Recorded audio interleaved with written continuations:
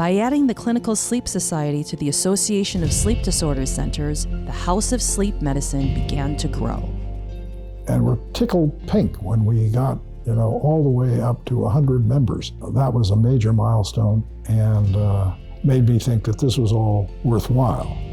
While early sleep physicians were mostly psychiatrists, the field was now becoming more multidisciplinary. And they came from different disciplines: psychiatry, ENT, internal medicine, pulmonary, neurology, you name it. They all came and they all were attracted by the field.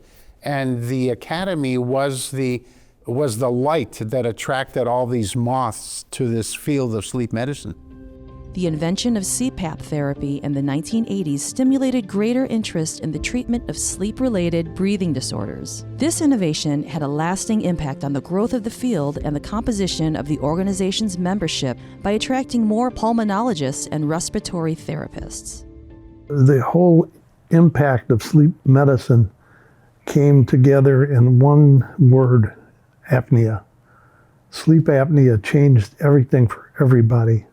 I guess if it wasn't for sleep apnea, I'm not sure that the whole thing would have developed the same. I know it wouldn't have, as a matter of fact.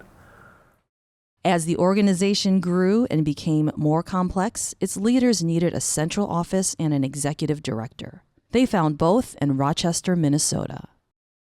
It became clear that we needed to centralize. That concept was taken to Bill DeMint, who agreed, asked me to be the director of it, and I agreed. In 1986, the organization joined with the Sleep Research Society and the Association of Polysomnographic Technologists to form the Association of Professional Sleep Societies. That year, it hosted the first APSS annual meeting in Columbus, Ohio. Today, the Academy and the SRS continue to organize the sleep annual meeting of the APSS. It remains the premier clinical and scientific meeting for sleep medicine, sleep and circadian science, and sleep health. In 1987, after 12 years as president, Dr. DeMint passed the leadership gavel to Dr. Roth, and the organization took on a new name. The organization, the ASDC, had been primarily run by Bill DeMint, pretty much from its inception, I believe. He had to give up a lot in order to centralize the management of the new association, which became the American Sleep Disorders Association.